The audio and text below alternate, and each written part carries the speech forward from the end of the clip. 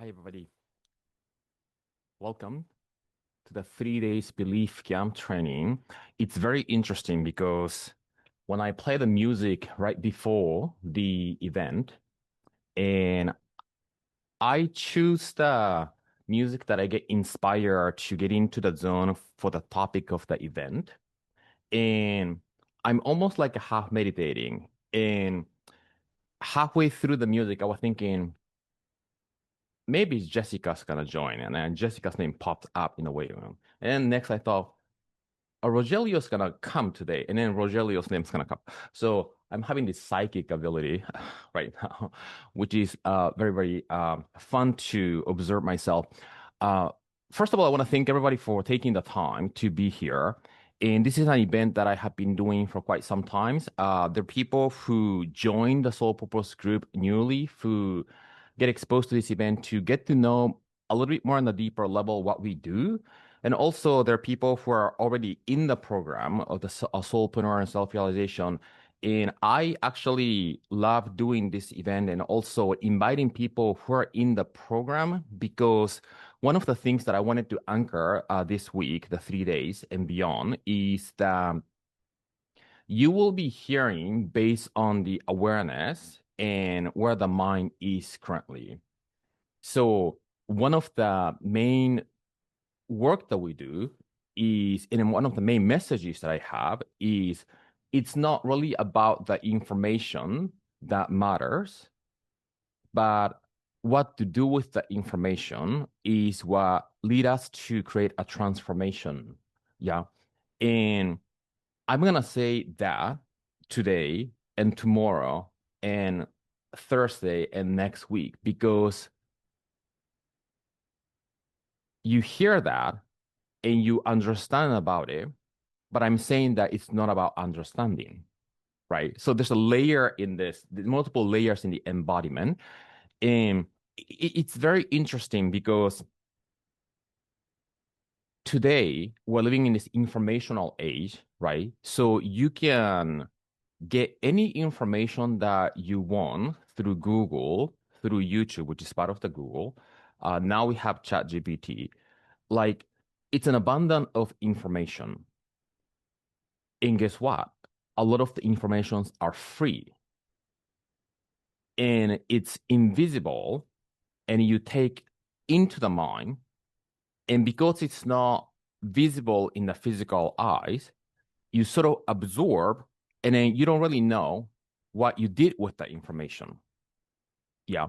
And I thought of this actually yesterday because we have this free soul purpose group, right? And then we share an information in different events and activities in order for people to lean into the idea that the soul-led lifestyle is the idea that we are promoting for people to normalize because most people are living non-soul-led life, which is the material way of operating. And when you look at the world, if you go to a store or if you go to a different places that you actually acquire the physical product, if somebody tells you that this is for free, you will say, oh, why is it free? Do I not need to pay for that? Right? But when it comes to non-visible information, people want everything for free because it's available.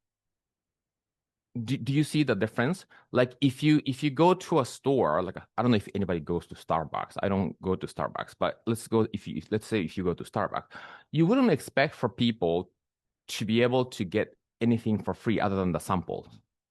Do they still do samples? Right? Those, right? So I'm starting to really notice and recognize that the world that we're living, and we're living in this informational age that anything and everything, informational wise, you can acquire for free.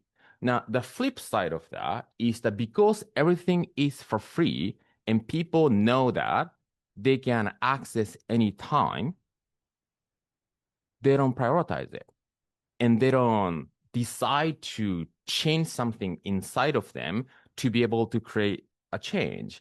And if you are in this event and even in our group, we all know that in order for us to change the outcome and the experience in our life, we must change our inside. Who believes that the outer world is the mirror reflection of the inner consciousness, right? Most of us believe and even know that. And we continue to pay attention to the world of senses. And that's the fundamental shift that somebody's giving us some time up. So I don't know what happened to Zoom. The emoji started to floating everywhere, which is interesting. It's a party, right? Um, the invitation that I have everybody is, this is something that I really emphasize. If you have a chance to watch the pregame video, depending on the intention that you have and how you join and enter this 3 days is going to dictate and determine the transformation that you will have or not have. And another thing about the information that you can kind of listen to, right? We tend to multitask and do something else and then hear over when we're doing something. And that's going to be less happening when you're live. That's why I like to encourage people to attend live, because when you're listening to or watching the replay, you're probably cooking at the same time, right? Or you're driving the car, right? And when you engage in the material as you multitask, you will be having this thought trip, thinking about something else. And then as you think about something else, you're not really fully listening to that information. And then when you listen to the information, even though you will be perceiving and absorbing in a way that you want to based on the filter and perspective that you currently have. So one invitation is to decide to go all in, means that I want this to be not a presentation of me, but for everybody to experience a transformation. Yeah. And in order for us to transform, we need to give the energy out, absorb in and give the energy out to circulate. And one of the cultures that we are cultivating in the Soul Purpose group is to begin demonstrating the law of circulation. So when you begin expressing and giving to the world through your expression, you're initiating and activating the universal law of reciprocity, right? The cause and effect.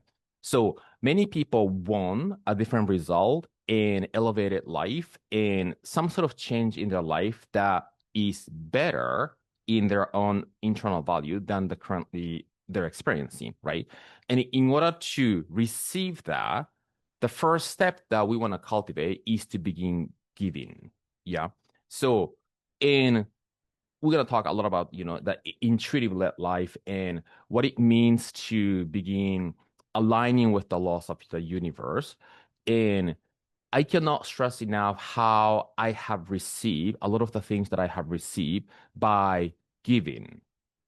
And you're giving not because wanting to receive, but because you're already whole. So that's another layer of the conversation that I'll be talking about, which I'm getting ahead of myself right now, but I cannot wait to talk about this. I'm going to tell this right now.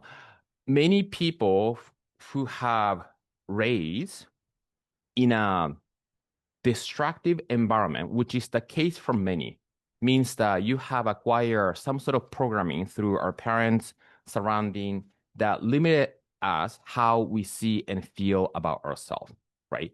So then most people grow up not feeling good enough. Yeah, not feeling good enough. So the not feeling good enough, one is because we have embodied this feeling that we're separate from the creator, right? And another layer of that is because we didn't get fed the completion of who we are, and we feel something missing. So the action that we take as a result of that will be driven by trying to feel the whole inside of us. That whole spells HOLE. There's whole inside of me that I need to feel in order to feel whole. WHOLE. Yeah. But if we realize and rise above the construction of the mind and understand and begin living from who we truly are, which is the spiritual dimension of us, we are always and already whole. WHOLE, whole. Then you are going to want to give to the world because you're already complete and fulfilled fully. You cannot wait to give. And what happens is that when you start giving, the universal intelligence God is going to seize you that if it gives to me, to you, to us, you will be circulating more because life is motion and movement, right? Life is process. Life is God. God is a process, right? Then when we, the individual mind, self, Yuki here, begin giving to the world, I'm aligning with that process called life, which is motion, and begin initiating that circulation. And I'm part of that downhill flow that I'm flowing. Yeah. But if we initiate anything from needing something because I feel like I need to feel something inside of me that's missing, that happens in a subconscious realm. So I'm going to give this in order to receive back. That is violating the universal law. We are going uphill and we're resisting against the flow, right? That's why we are so adamant on creating a culture of giving if you have something that you want to circulate, yeah. And if you feel like something is missing in your life, you want to give more of that. It's a natural tendency when you focus on the material space. If you feel like, let's say, if you don't feel like you have enough health in your life, or you don't have enough love in your life, or you don't have enough money in your life, or you don't have enough peace in your life, what else? You don't have enough something in your life, right? A natural tendency and inclination for us to feel, I want more of that, right? So we begin searching and seeking to receive more of that. That's a biological animal instinct that we have. So if we let that drive our life, we start needing something, wanting from the outside, and we start operating on that vicious cycle of trying to feel the whole HOLE inside of us. Yeah. But when we understand who we are, regardless of the actual thing that we might not have, if we begin giving the very things that we think that we don't have enough, we actually now begin cultivating and activating that low circulation. And I want you to experiment this because then it will come back to you because now you're in alignment. And then the important thing, one of the things that I'm going to be probably talking about more tomorrow is that so many of us is wired to focus on the visible, right? We want to believe in this law of attraction, conscious manifestation. We want to believe in this invisible world. And the visible realm is so strong because we are programmed habitually to focus on it. That's all there is, everybody. The difficulty that many people have staying connected with the creator or living from that place is because we have a habit of focusing. We have created a habit, developed a habit of focusing on the outside because so many of us around us have been raised so, and we have witnessed so, so we did the same. It's called social conformity, right? So then the place and the state that we want to step into is to begin understanding that there's another layer of life and begin cultivating that and to begin removing that trying because trying has needing energy to it and needing energy is based on the lack. So one of the things that we're going to be cultivating a lot is how to enter into the state of abundance, right? Okay, That's a little introduction. I have a lot more introduction. Let's begin with a little ritual that we do normally. So, since I would love for everybody to participate in this process, usually when I do the event, at the top, I put the day one realization, right? So after the session, you are encouraged to share. See, somebody's already typing. This must be Tom. Um, encouraged to begin sharing your celebration. Oh, it's Jan. But the first thing that I want you to share with everybody, this is something that I would love for you to open the school, right, on your phone or the computer. And I want you to share the number one thing that you want to send the deep gratitude to. Yeah. Right now, what is the number one thing that you can send gratitude to? I see Jan is playing with Tom. And then as you come up with your answer and then begin writing, I want you to actually enter into a deep, deep gratitude. Yeah. What is that thing that allows you to enter into the deep gratitude? And as you write and as you feel, I want you to notice where in your body you feel exactly what and how it feels to feel a deep gratitude. Let's take like a minute or so.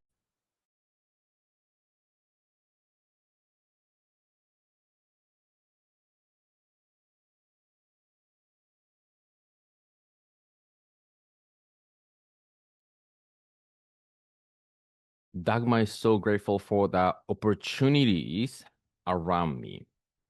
Amazing. One of the things, one of the, at this point, though, everybody, one of my main message to the world is to begin. This is part of the soul-led living. Day three, we're going to be talking about mastering the soul-led living. What they are, what are the traits, right? What are the behaviors, and what makes soul-led living one of the main characteristics and the traits that makes us say that we're living a soul-led life is that you now have a master thinking and acting from your vision, not from your existing circumstance and not from your past present experience, but thinking and acting from your vision. And that also means that you want to be clear with your vision. Because unless you're clear with the vision is the 360 view of the life that you have your desire fulfilled. And based on the desire that you have, and if you have a desire internally, it means that you came here to fulfill, right? And that's what you came here for. And if you have a desire to fulfill, and if that's what you came here for, you came here to become the person that fulfills that desire, right? So that's the greatest vision that you can paint to unfold the grandest version of you. Now, grandest version of you is the version of you that your mind is allowing the energy and the quality of the soul essence to shine through. Okay, thank you, everybody, for participating. Pia is so grateful for the freedom to live and express as I choose. Yeah, she's speaking our language, right? It's a choice, right? We are constantly in the intersection of choosing the perspective of empowering or disempowering. So, if you had a chance to watch the pregame, I mentioned about if you really go all in and master the soul-led life, you will never get stuck in life. Yeah. Being stuck is not part of my identity anymore, right? Frustration is not part of my identity. I have no stress. I don't consider any stressful, there's no such a thing as stressful situation. Stress is a perception. Yeah. And a perception comes from your belief, which is your identity. Yeah.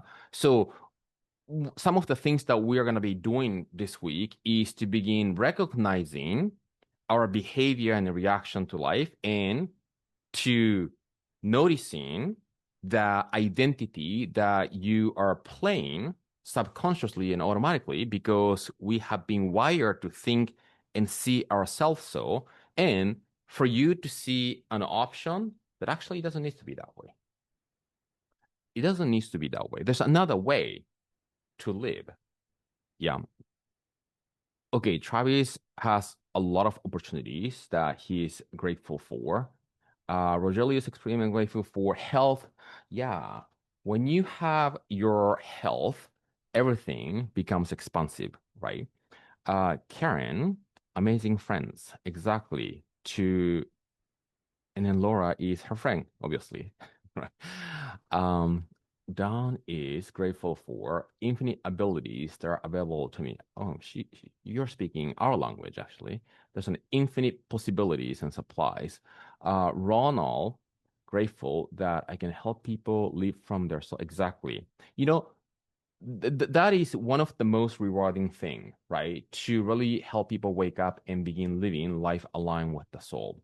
And Rebecca is grateful for your her parents and love they gave her. Amazing.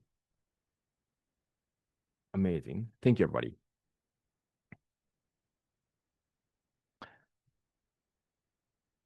Before I go into, I want to share a little bit of my story. But if you are relatively new to Jan, who is gonna wave his hands right now, he's an alchemist of the Soul Purpose Group, and he does a lot of stuff to create a great culture, even the technology stuff, right? And he's part of the brain of the vision of where we are going. And Young came to me about a year ago. It's exactly about a year ago, right? Probably I did the first event last year, September, that you came. And he came into the self-realization, and then the rest is history. He got caught by me, basically, and then he's now inside of the Soul Purpose group. Uh, Amber is gonna wave her hands. I mean, I don't know anybody who doesn't know Amber, right? She is a concierge, and concierge means that she is in the group to help people every step of the way.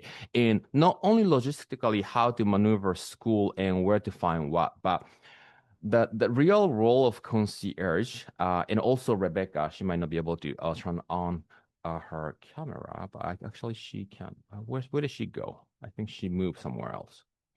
Um, Along with Amber, concierge. And then let Nicole lives in Australia, so she's sleeping right now. We have three concierge. The role of concierge is really to help people navigate through the school group and also to find clarity in their life and to help them guide through the process within school to get you to what you really want to do in life, right? And everybody here is um, great people. We don't have any not great people in Soul Purpose Group, everybody. We actually ban them if they are not good. So the rest that we stay are great people. So we are a collective energy to help everybody who are seeking soul-led life to be able to transform their life to manifest their desire. Whatever that is that you're seeking, we have different avenues to help you. So we are a collective to navigate everybody to get there. And I'm going to introduce more of our team tomorrow and Friday. Let me share with you my story, how I got to where I am. Not for the sake of um, sharing who I am, but for you to be able to see your path of the life that you have lived. Because it's my understanding that every soul go through the same process. And I'm gonna explain to you in a way that you can see your version of it as I share mine. If you hear my Spanish accent, I grew up in South America, Peru, right? I'm from Tokyo originally, and I moved to a country called Peru because of my dad's job, right? He's a photographer. My mother was a piano teacher. I was raised by two artists. And when I noticed, because I don't remember anything before 2 years old, right? I was in Peru, a country called Peru, from 2 to 11. So I lived there for 9 years. So my Spanish is my second language. And I found myself being a weak child. I don't know why. Yeah. That was my identity. That when I noticed and realized I was that. And the huge part of that, everybody, was because I was constantly suffering from asthma. Yeah, that's my initial memory that I have, that I was suffering in life, not being able to breathe properly. Yeah. And then when you have an experience of not being able to breathe, you feel like you're struggling. Yeah. And then when you're experiencing struggle, the life that you see through the struggle identity becomes, oh, the world is a difficult place to live. Yeah. So your identity, based on your experience that you're having, becomes the filter through which you see the world. Yeah. So I was shy. And I'm still an introvert, right? I wasn't somebody who was showing up. I was somebody who was hiding in Peru. Yeah. Even when I went back, and I went back to Japan, what happened when I also when something happened in Peru, right? Food poisoning, cholera spread all over. That was much more dangerous than pandemic, by the way. Many people were dying by using the water in the bathroom. Yeah, that was how dangerous it was. So pandemic was nothing for me, basically, right? I got immune to that. In the same year, three Japanese were killed by the terrorists, right? Peru was sort of like dangerous, right? But my father didn't want to leave because he was we had a lot of different car bomb. Do you know what that is? Like a terrorist put bomb in the car to break something, right? My dad was somebody who was going to the bomb to take photos, right? So he stayed in Peru, and then we decided. My mother didn't want us to stay, so I had an older sister and younger brother was born in Peru. I'm in the middle, by the way, and we all went back to Japan. Yeah, and I was still carrying that part of my identity, that I didn't feel good about myself. I didn't feel confident in this world. So inevitably, just like anybody and almost everybody build, I had this sense of not feeling good enough in the world. Yeah. And everything changed when I encountered dance. I did different sports in, junior high school and elementary school. I enjoyed it, but none of those weren't really my thing. But when I started to dance, I started on the street, and my friend invited me to go to a street and a station because there was a dance group, and I went there, and then I got hooked, and I went to the studio, and of course, my friend who invited stopped dancing. I continue. Right, that's the pattern, right? And the journey of studying dance was liberating because I felt like for the first time in my life, I discover a vehicle and a container through which I can cultivate myself. Before that, I didn't have anything that I felt like I wanted to devote my time. It just didn't feeling that click. Yeah. And about the same time, that was maybe when I was 16, 17, I also discovered a spiritual book that opened my path of spirituality. Now, the first layer of this conversation is that I was raised and grew up in a way that made me feel small and less than. And I grew up in this energy, not feeling confident. And I was always in the fear and uncertainty. Yeah. Now, dance gave me a confidence in showing up and being in front of people. And I wasn't aware of the law of attraction at all back then, but I can see how I was actually using it, right? I wasn't the best dancer, but at some point, I was discovered by somebody. And the more I was discovered by somebody, I enter into this specific field within dance that I could be more of myself. And then by the time I was maybe 22 or 3, I was discovered by one of the top choreographers in Tokyo, Japan back then.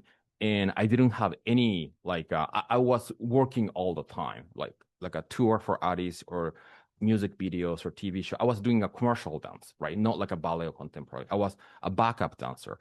And but here's the message. I was feeling so good and I was feeling so not good because inside of me, being in front of the camera, and like for instance, like a billboard, right? Like there's a New York billboard and TV. I'm looking at myself there, right? And I could see that the singer that I was working for was taking off. Like she was a Beyonce in Japan. Yeah. So then when I was doing the performance, I could see I could not see, I could feel that I was enjoying expressing dance because I felt so good, but also internally, I was in the proving mode. I was in the external validation mode. I was feeling good because I was accomplishing something. And it's very interesting because at that kind of age, like a 22, 23, they are driven by that, right? But because I was aware of the spirituality and the ego self and the deeper aspect of me, a part of me that wasn't feeling good stayed with me. But back then, I didn't know what it was and how to deal with it. Yeah. And then fast forward, I moved to Los Angeles for dance, and then I shifted my career, which I knew that I was going to shift. And fast forward, I started to do different mind body stuff, meditation stuff, and spiritual stuff, and then personal development stuff. And then I'm doing what I'm doing right now. Right, that's really fast forward. And the message that I have sharing this story is that I started my life feeling not enough and not confident. Now, I acquired the confidence, but I felt so odd trying to prove my confidence and who I was in the world and to the world. And somewhere inside of me was feeling now, that I am more aware of. Back then, what I was demonstrating was basically I was boosting my ego self. Yeah. And that didn't feel good. But I didn't know how to deal with this internal state and not to be hidden, right? If I go out to the world and show up myself, I couldn't discern how to express myself without trying to boost my ego. And then I got into this dilemma. Yeah. And then, to be honest, I left the entertainment industry because I had a bulging disc and I threw my back during audition multiple times. One of them was Christina Aguilera, by the way. But internally, I knew that if I stay there, I wasn't able to get to the next level as far as my consciousness, and I was looking for something else. So the reason that I wanted to share that story with you is because if you are in this group and if you are feeling called to connect to the soul purpose, your satisfaction and happiness in life is not going to be determined only with the external expression, or let's say if you have a business, the growth of your company, right?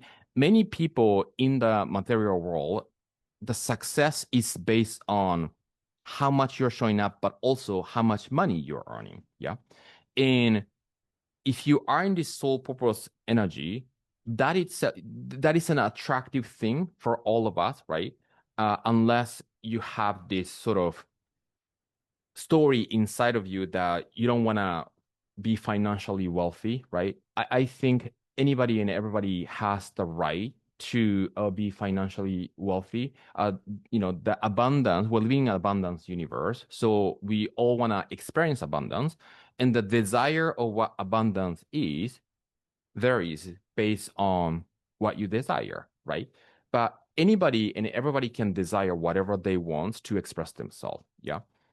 Now, the dilemma that I have discovered is that for most of us, it's very difficult to pursue that and to really cultivate and see and be with the idea that we are complete and we are perfect and we are whole already.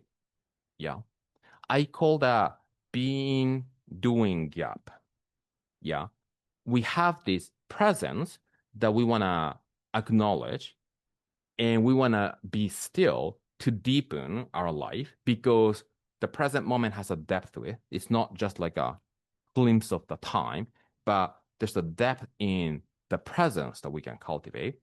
And what happens to most people is that we set the time aside to kind of meditate to cultivate that. And then now that we finish, now we are in the state of doing and begin doing that things until we get exhausted, right? So for many people, the life based on the presence and the spirituality and the life in this material realm has been separate as a two different things. And I can see that in the spiritual industry where they go up in the mountain and then do the different rituals and then cultivate that.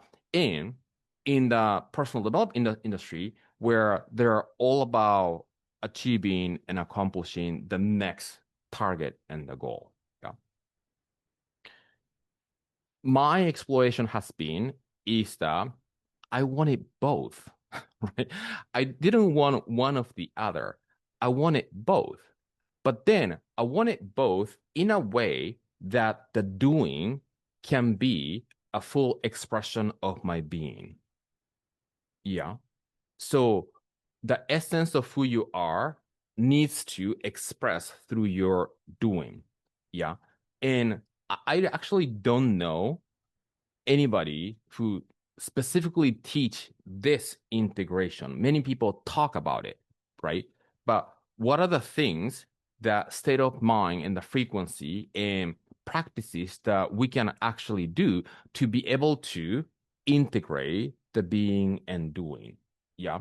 So the if you have been in the Soul Purpose group, I have been sharing the new definition of success, which is the wholeness inside and growth expansion outside. Yeah, we do want to connect to the essence of who we are, and we want to come from that place and express from that place and begin creating the life that we desire. Yeah. So that's a little bit of the basic backbone of what we do. Yeah. The Soul Purpose group is driven by that, right? Like Jan runs an Enneagram group on Friday. Enneagram is a personality type that exactly talks about that, right? The personality and the essence and how we soul came into this physical realm and we start forming personality and the part of the personality gets fixated. That's the language that Enneagram use. But it means that the personality gets distorted, and the personality gets distorted when you start thinking and feeling that there's not enough inside of us and wanting to feel from the outside to feel good or feel differently. Yeah. So then the conversation that I want to navigate everybody into is what is your story and where are you at in the process right now, right? Because many people who get attracted to this topic of belief and identity are wanting more. Yeah. And they're wanting more. But then my message is that if we are not aligned fully with the essence of who we are and only cultivate the belief to become somebody, your self and the personality will be separating away from the essence. And then you will start focusing on what you can see in the physical eyes. And then you start building in the outside. And later on, you will find yourself something is missing because you have always been disconnected from it. Yeah. This is a very subtle things that it's a little bit difficult and challenging to explain in language because the moment I explain in language, it becomes a concept. Yeah. So by me sharing that story with you, I would love for everybody to have a clear understanding of what has been your story, right? What's the path that you have taken through the journey, right? All of us have discovered a vehicle and container, like myself was a dance, right? And all of us have this sort of programming that we got contaminated by the surrounding, yeah. And we are in the process of shifting out of that. So the topic of today, I haven't started the topic. This is the beginning of the topic, 45 minutes in. The topic of today is who is your belief? And the reason that I wanted to title that way is for all of us to become highly aware of the idea that you are not your belief. Yeah. You're not your belief, you're not your thoughts, and you're not your emotion. That's why we say my thoughts, my emotions, my belief. The personality, the identity that we form, what is personality? Psychologically, personality is shaped by what's real for us, right? We think thoughts in a certain way, we believe in a certain way because it's real for us. The definition of belief is what is true for us. So I think in the warm up, one of the videos, I share the difference between absolute truth versus relative truth. Yeah. The absolute truth is the truth that is same for everybody, such as gravity exists, right? Space exists. Yeah. The relative truth is the truth, such as $1,000 is a lot of money. That's very relative, depending on who sees that, right? This project is easy. That's relative. It's true for somebody, it's not true for some other people, right? Life is overwhelming. It's not true for Dalai Lama, but it might be true for somebody, right? So the psychological interpretation of what is real for us is the belief. And belief is how we're being and living in this world. That is believing. Yeah. So then that is inside of our energetics. And the most important point of this conversation, everybody, is that truth that is relative is not you. Yeah. Then the practice that we want to have on a day-to-day basis is whenever we think thoughts, we want to recognize and become aware that that thought is not you. So you look at it from the outside. Now, if you're looking at it from the outside, you are the one who is looking at it. So you're not the thought. And then if you're behaving and moving in the world in a certain way, you are operating a certain belief, right? And then begin examining and being able to observe that belief is what we want to practice. And if you're able to observe, you are not one. That's why you can observe it. Yeah. Now, a lot of the belief are at the subconscious level, and we operate from that place. You know, one of the good practices that we can do is whatever that we're assuming, that is a representation of the belief. So if you assume this week is going to be this way, if you assume that next month is going to be this way, that's a representation of your belief. So how do we change the belief? We first must identify what the belief we're operating on, and we can identify what belief we're operating from by identifying our assumption. If you say that I want to do this, right? But if you're preparing for just in case scenario, that's your assumption and that's your belief, right? You cannot say that, oh, I believe in this, but just in case I'm gonna prepare for this plan B, right? That's gonna reveal your belief underneath. You cannot hide it, right?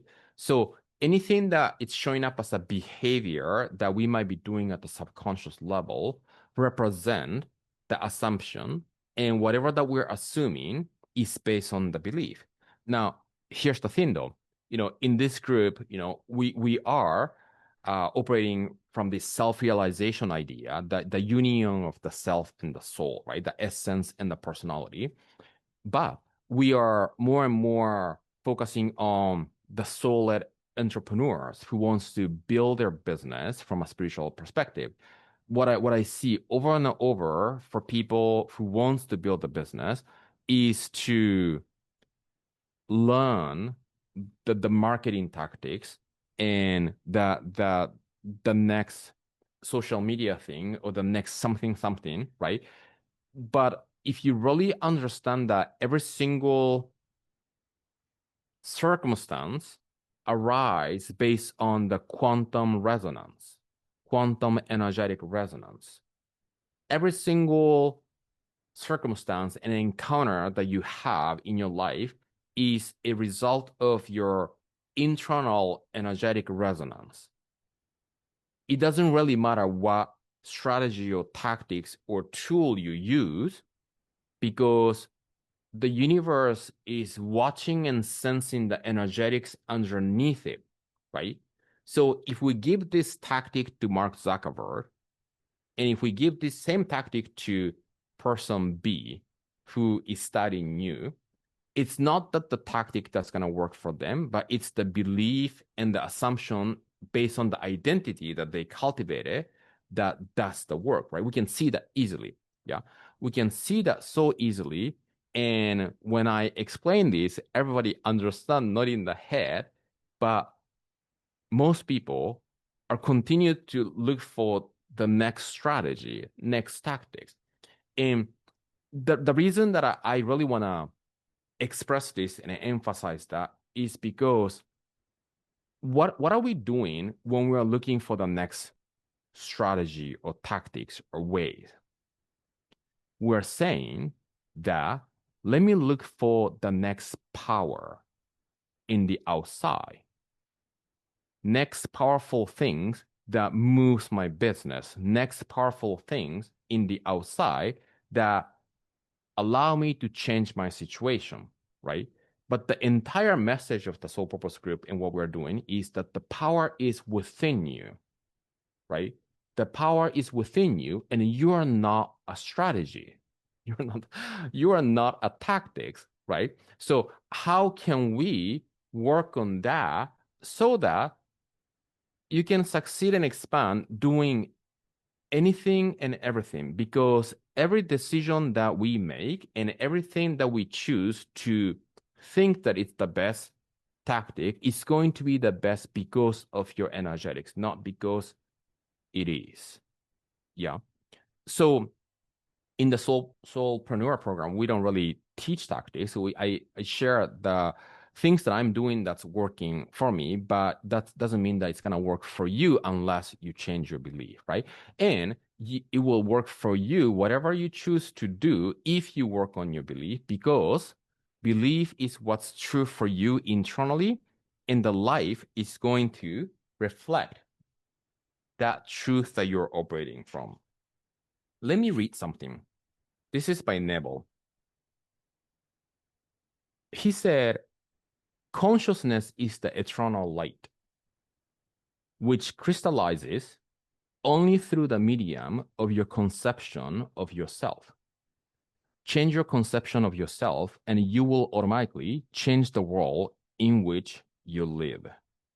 I'm going to read this again, right?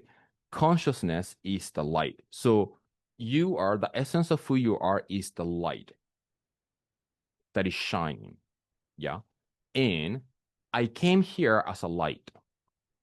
And then I had this asthma thing, and I had this contra thing, and the light got dim.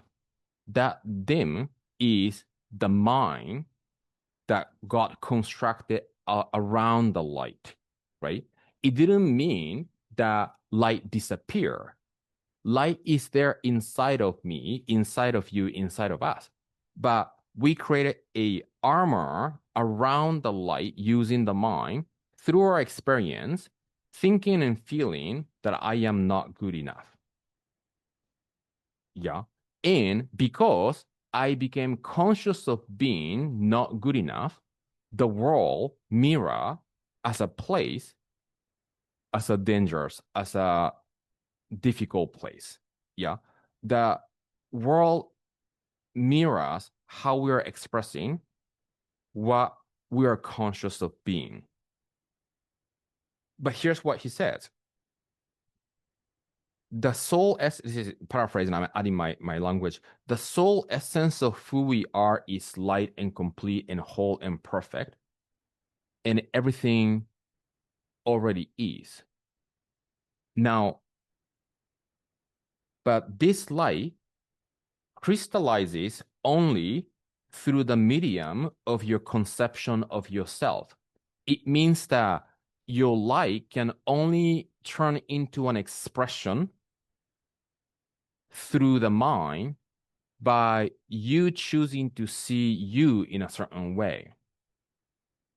Are we following? Let me know if I lost anybody. Right? The essence of who we are is perfect and shiny and light only. There's no distortion in it. It means that there's no fear in it. It only contains love. And in order for the light to be expressed in this physical world, it needs to crystallize through the medium of your conception of yourself. So this is the gap in the bridge between the essence and the personality. Your essence cannot live in this physical world without personality, because personality is being shaped through how you see you, the conception of you, that becomes your reality that you express in this physical world. Yeah. So your essence of who you are can only be expressed through the mind and only be experienced through the body. That's why we have the mind and the body. If we didn't have the mind and the body, there's no experience, there's no expression. Also known as very boring. It's not fun. Yeah.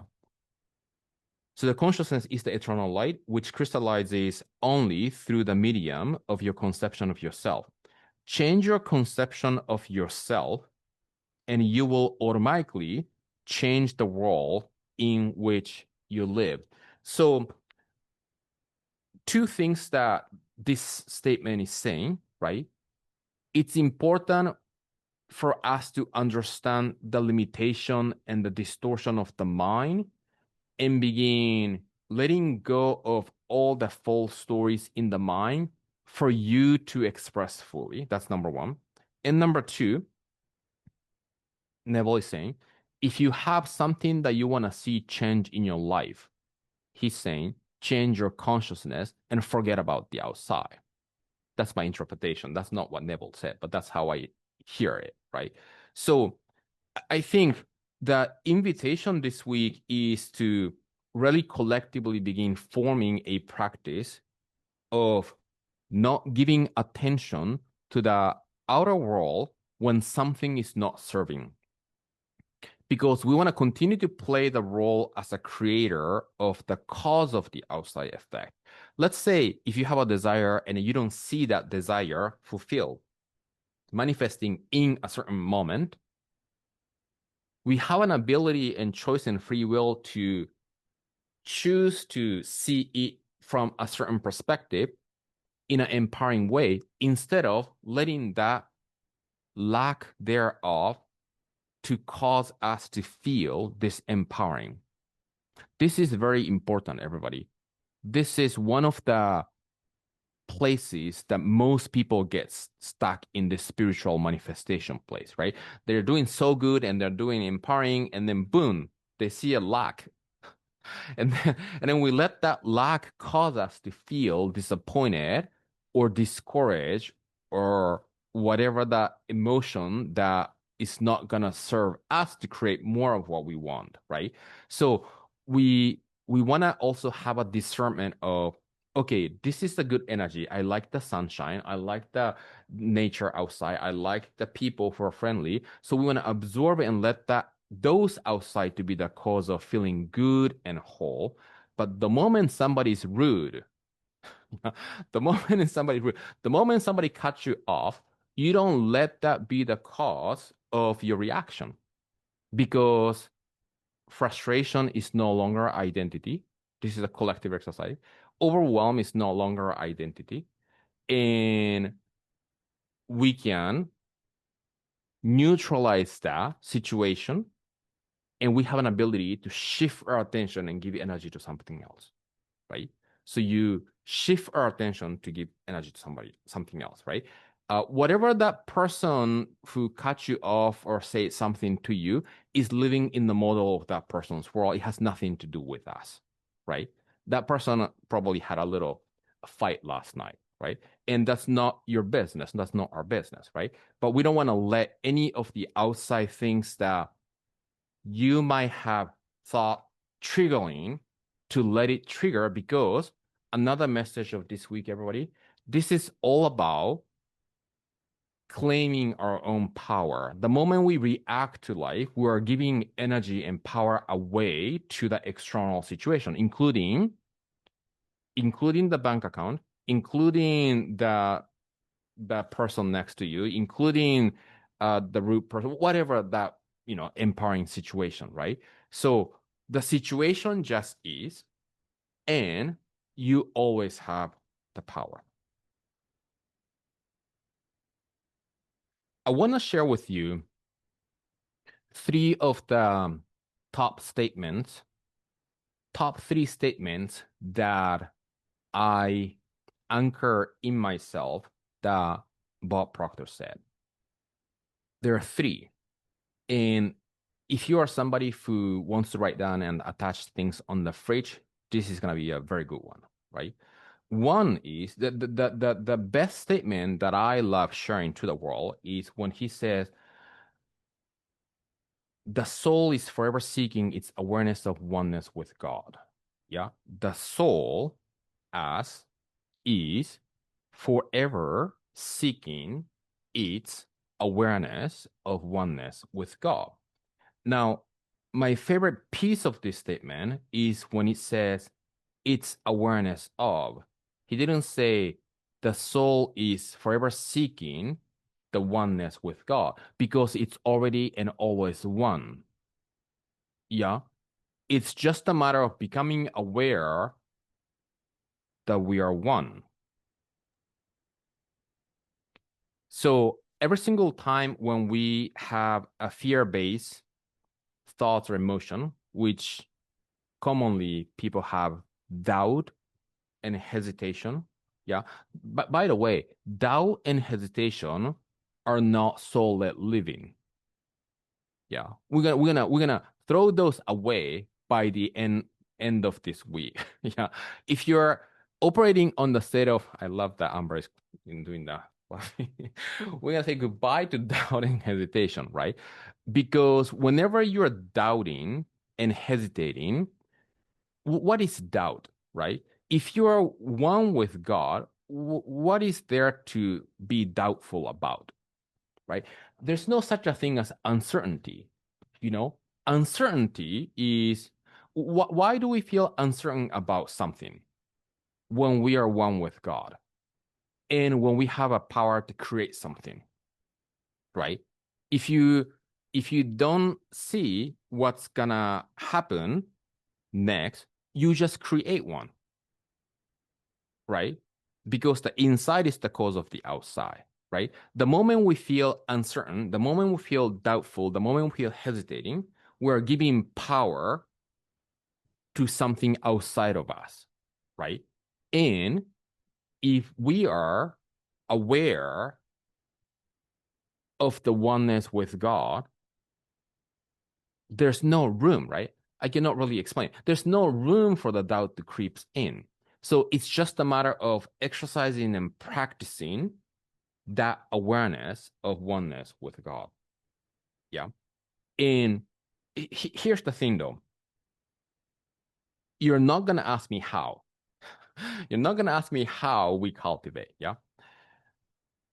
What we want to know is if somebody is not feeling the oneness with God, that's because you have practiced feeling separate from it for a long time. Yeah. For me, when somebody says, how do I connect and become one with God and with the whole?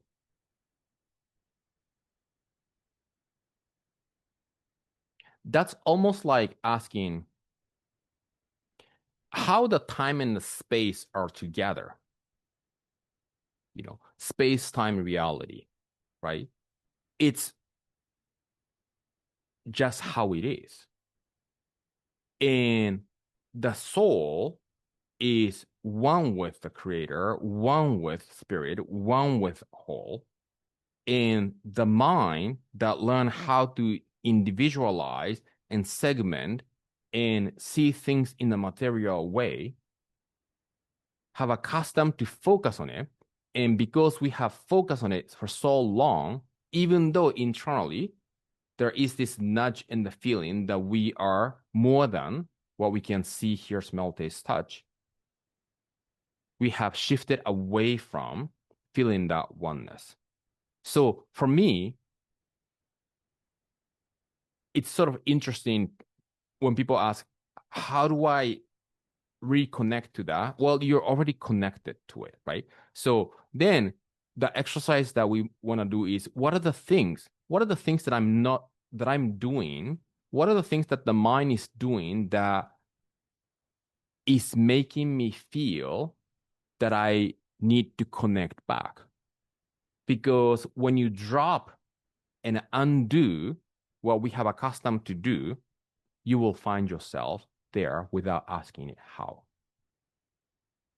So that's number one. I don't know if you remember that I said I have 3 statements. Number 2 is very, very big and very good.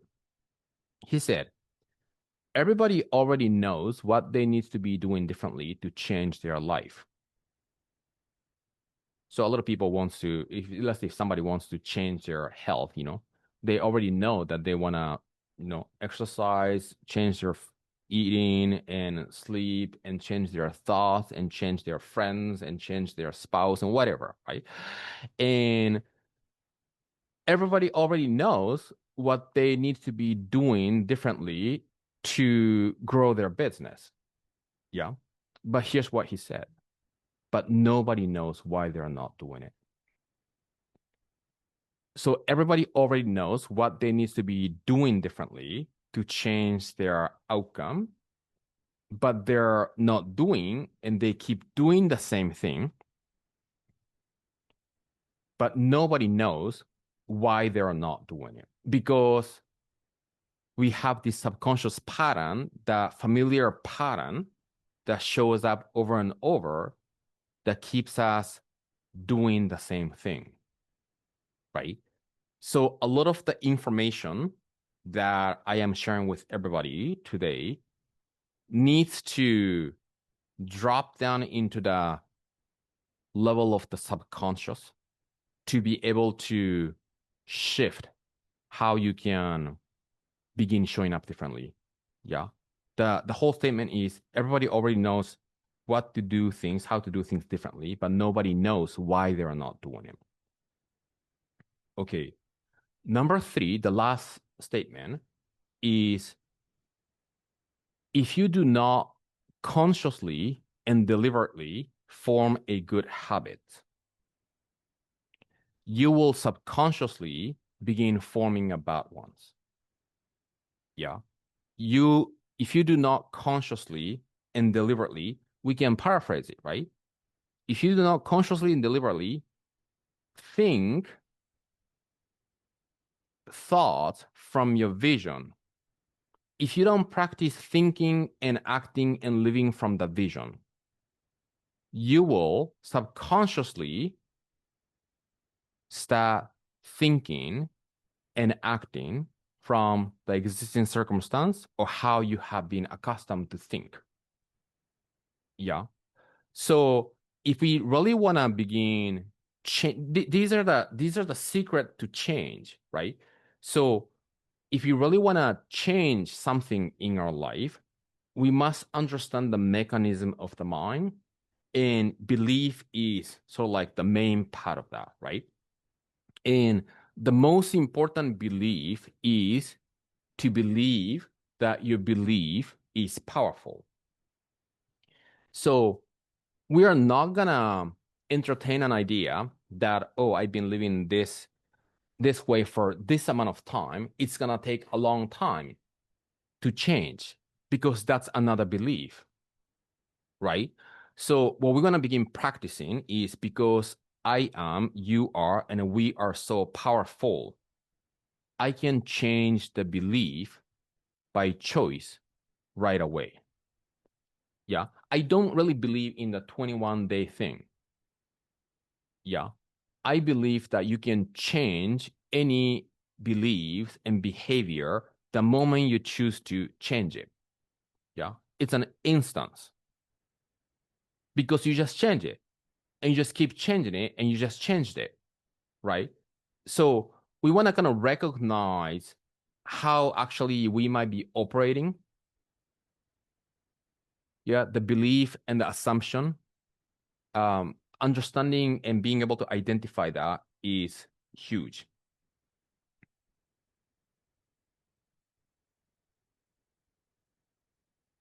So who is your belief? Belief is not you. And it's a part of the personality that you have practiced to be. And because you're not your belief, once you begin understanding, being able to change it, you can change that right away. And I think I'm going to say this more tomorrow. There are different layers and the trap that people get trapped by that's making people taking to change a little bit longer. But I'll talk more about that tomorrow. Day 2 tomorrow, we're gonna come back to at the same time, 10 o'clock. And the topic is redefining reality. That was one of the warm-up video, but I'm gonna go much, much deeper. Yeah. The goal of tomorrow is for everybody to leave the session letting go of the idea that the reality is the world of senses and the outside. Uh, we're gonna finish I'm gonna finish by sharing the practice. So if you go to classroom each day, this is the worksheet. Today you have 3 questions. Tomorrow, knowing the tendency that people start dropping off as the day goes by, tomorrow you only have 2 questions. And Thursday, you only have 1 question. Yeah. So the workload is less and less and less, so people can stay focused. So the recording will be uploaded here, and this is the realization. So if you can share your number one realization, even right now, if you have something that spoke to you, you can actually get it done instead of thinking about it. So you can use this, right? This is the same post as the pin post, right? Realization. And after you have completed the worksheet, you can go to this practice and then just put in this one of the 3 practices. You can use the comment to answer all 3 questions, or you can just, work on yourself using, I like to, I don't know if you are, pen and paper person. I like to do the pen and paper when I do the journaling stuff, all three questions, and just use the comment to answer one of the questions, whichever works for you. But one of the questions is, what is one new belief you choose to accept in order to fulfill your desire? And I want you to notice that desire, the manifestation and fulfillment of the desire is depending on your belief, because the more you feel real that that is going to be true for you, it's going to happen. But also, notice that I said that you need to choose to accept in order to fulfill, right? So the example would be, okay, I want to do this project, right? And that excites me. I believe that I can do, right? But can you really accept that that is your truth, that you are living, not in the future, but now, right? So what is the belief that you choose to accept? Accepting is the realization in the subconscious mind, right? In order to fulfill your desire. And you can answer that over here. Okay, 74 minutes. Amazing. Thank you, everybody. The more interact in the group, the more you will get out of it. So if you can follow that circulation, that'll be fantastic. And thank you, everybody, for attending live. And I will come back tomorrow. Again, day 2 on redefining your reality. Have a fantastic day. See you tomorrow.